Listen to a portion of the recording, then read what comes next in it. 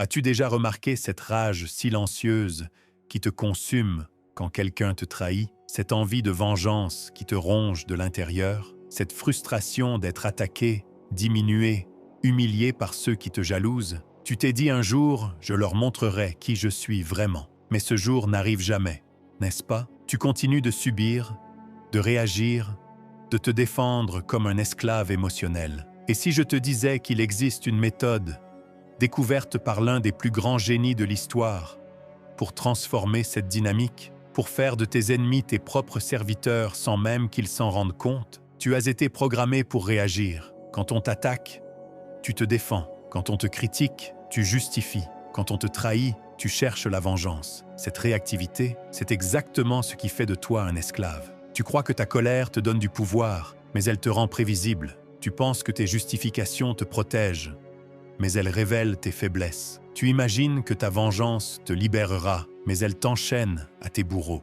Chaque fois que tu réagis émotionnellement à leurs provocations, tu leur donnes exactement ce qu'ils veulent, la preuve qu'ils ont du pouvoir sur toi. Tes ennemis ne cherchent pas à te détruire, ils cherchent à te contrôler. Et tant que tu réagis, ils y arrivent parfaitement. Cette morale qu'on t'a enseignée, tant l'autre joue, sois le plus grand, ne descends pas à leur niveau.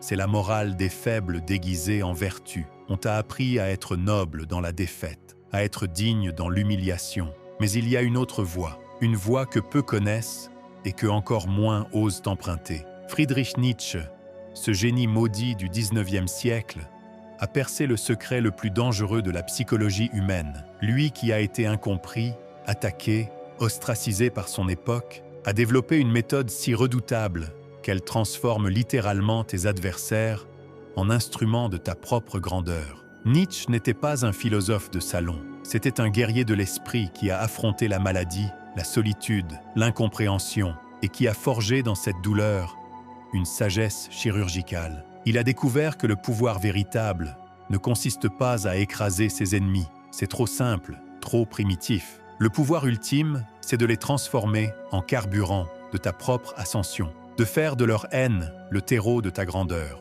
Cette technique, il l'a appelée l'inversion des valeurs et la mort fati, l'amour du destin. Mais ce que peu comprennent, c'est que c'est bien plus qu'une philosophie. C'est une arme psychologique d'une précision chirurgicale. Pour comprendre cette technique, tu dois d'abord saisir ce que Nietzsche appelait le ressentiment. C'est le poison secret qui ronge l'âme de tes ennemis. Le ressentiment, ce n'est pas une simple colère, c'est cette haine impuissante qui naît quand quelqu'un se sent inférieur, mais refuse de l'admettre. C'est l'émotion des faibles qui ne peuvent pas créer, alors ils détruisent, qui ne peuvent pas s'élever, alors ils rabaissent. Première révélation. Tes ennemis ne te détestent pas pour ce que tu as fait. Ils te détestent pour ce que tu représentes, une possibilité qu'ils refusent d'explorer en eux-mêmes. Nietzsche l'a dit avec une précision chirurgicale. On ne hait pas tant qu'on méprise encore. Tes ennemis ne te haïssent que parce qu'une partie d'eux reconnaît quelque chose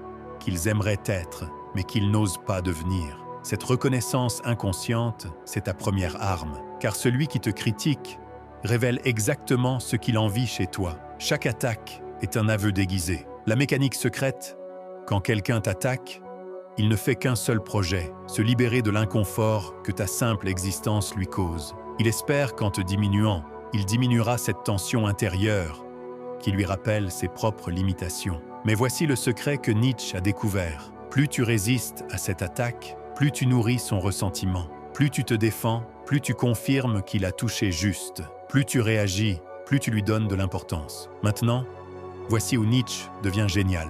Au lieu de résister à tes ennemis, au lieu de les combattre, tu vas les aimer. Pas d'un amour naïf, mais d'un amour stratégique, calculé, transformateur.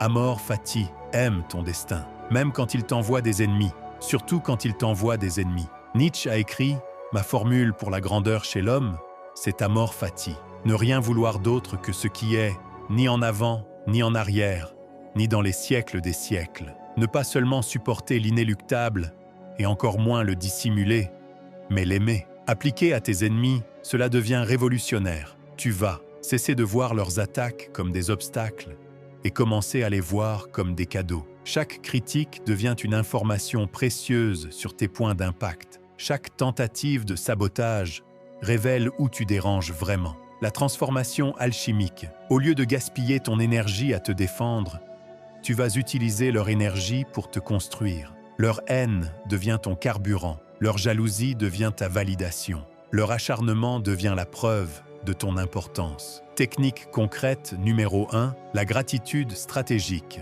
Quand quelqu'un t'attaque, au lieu de réagir émotionnellement, tu te demandes « Qu'est-ce que cette attaque m'apprend sur mon impact ? En quoi puis-je utiliser cette information pour m'améliorer ?» Tu transformes chaque ennemi en consultant gratuit. Il t'offre, sans s'en rendre compte, un feedback constant sur tes points forts. Sinon, pourquoi s'acharnerait-il ?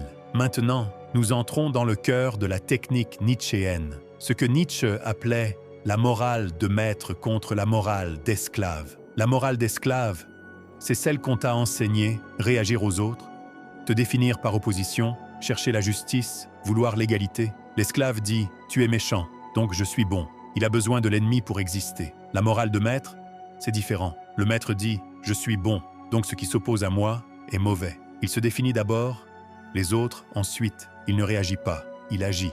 Technique concrète numéro 2, l'indifférence créatrice. Au lieu de combattre tes ennemis, tu vas les ignorer créativement. Pas par mépris, mais par concentration totale sur ton propre chemin. Ton succès devient automatiquement leur défaite sans que tu aies besoin de lever le petit doigt contre eux. Nietzsche l'a exprimé ainsi. Le meilleur moyen de se venger d'un ennemi, c'est de ne pas lui ressembler. La stratégie suprême, pendant qu'ils perdent leur énergie à t'attaquer, toi tu investis la tienne à te construire. Pendant qu'ils se consument dans la critique, toi tu crées. Le temps qu'ils passent à penser à toi est du temps qu'ils ne passent pas à améliorer leur propre vie. Technique concrète numéro 3, la sublimation. Chaque attaque, chaque trahison, chaque humiliation devient un matériau de construction. Tu vas transformer cette douleur en art, en business, en influence, en créativité. Tes ennemis deviennent involontairement les sponsors de ton génie. Regarde Nietzsche lui-même,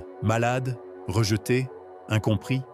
Il a transformé sa souffrance en œuvres qui influencent encore le monde aujourd'hui. Ses ennemis, la morale de son époque, sa maladie, sa solitude sont devenus les matériaux de son immortalité. La révélation finale, tes ennemis travaillent pour toi sans le savoir. En t'attaquant, ils renforcent ta détermination. En parlant de toi, ils augmentent ta notoriété. En essayant de te copier, ils valident ton originalité. En te critiquant, ils révèlent ton importance. Tu deviens littéralement leur maître, non par domination, mais par transcendance. Mais attention, cette technique exige un prix que peu sont prêts à payer. Tu devras tuer ton ego réactif, cette partie de toi qui a besoin d'avoir raison, qui veut être comprise, qui cherche la validation. Tu devras accepter d'être mal interprété, déformé, calomnié, sans broncher. Tu affronteras la solitude du maître. Quand tu cesseras de jouer le jeu des réactions émotionnelles, certaines personnes ne sauront plus comment interagir avec toi. Elles préfèrent souvent les esclaves prévisibles aux maîtres imprévisibles. La médiocrité collective tentera de te ramener dans l'arène. On te dira que ton détachement est de l'arrogance, que ta sérénité est de l'indifférence. C'est le cri de ceux qui ont besoin que tu redescendes à leur niveau pour se sentir normaux. Le prix le plus lourd, la responsabilité absolue. Quand tu ne peux plus blâmer tes ennemis pour tes échecs, tu deviens l'unique responsable de tes succès. Cette liberté terrifie la plupart des gens. Mais cette transformation, mon ami, t'offre un pouvoir que peu d'humains connaissent. Tu deviendras inattaquable, non pas parce que personne ne t'attaquera, mais parce que leurs attaques ne t'atteindront plus. Mieux, elles te nourriront. Tu développeras cette aura magnétique des êtres libres, cette présence qui fascine et dérange à la fois. Les gens sentiront que tu opères selon des règles différentes, et cela les intrigue. Tes ennemis deviendront tes meilleurs alliés involontaires. Leurs critiques t'indiquent où porter ton attention. Leur jalousie confirme tes succès. Leur acharnement mesure ton impact. Tu atteindras ce que Nietzsche appelait la grande santé, cette joie inébranlable qui vient de la maîtrise totale de son destin. Tu ne subiras plus la vie, tu la créeras. Et voici le plus beau. Tes anciens ennemis finiront par te respecter, puis par t'admirer, puis par vouloir t'imiter, sans que tu aies jamais eu besoin de les combattre. Ils deviendront tes disciples inconscients. car la vraie domination ne vient pas de la force, elle vient de la transcendance. Si tu es arrivé jusqu'ici, c'est que tu sens cette possibilité en toi, cette capacité à dépasser le niveau des réactions primitives pour atteindre la maîtrise absolue. Mais regarder cette vidéo ne suffit pas. La transformation nietzschéenne exige un engagement total. Si cette révélation a touché quelque chose de profond en toi, si tu sens que tu es prêt à abandonner la morale d'esclave pour embrasser la morale de maître, prouve-le maintenant. Commente ci-dessous. Je choisis la transcendance. Cette déclaration n'est pas anodine. C'est le moment où tu passes de la réaction à l'action, de l'esclave au maître. Abonne-toi immédiatement et active la cloche, parce que ce voyage ne fait que commencer. La prochaine vidéo révélera comment Nietzsche a utilisé sa propre maladie pour devenir immortel. Comment il a transformé sa plus grande faiblesse en sa plus grande force. Et voici ton premier test. Partage cette vidéo sans l'expliquer. Laisse les gens découvrir par eux-mêmes. Ceux qui sont prêts comprendront. Ceux qui ne le sont pas révéleront leur nature d'esclave par leur critique. Pour ceux qui veulent aller plus loin que cette simple introduction, j'ai créé Au-delà de l'ombre, un guide complet de transformation nietzschéenne. Tu trouveras le lien en description. Mais attention, ce n'est pas un livre de développement personnel bon marché. C'est un manuel de guerre psychologique pour les futurs maîtres. Rappelle-toi la formule. Les esclaves réagissent, les maîtres créent. Les faibles cherchent des ennemis. Les forts transforment leurs ennemis en carburant. Ta métamorphose commence maintenant, mais elle ne t'attendra pas éternellement. Deviens qui tu es, Nietzsche.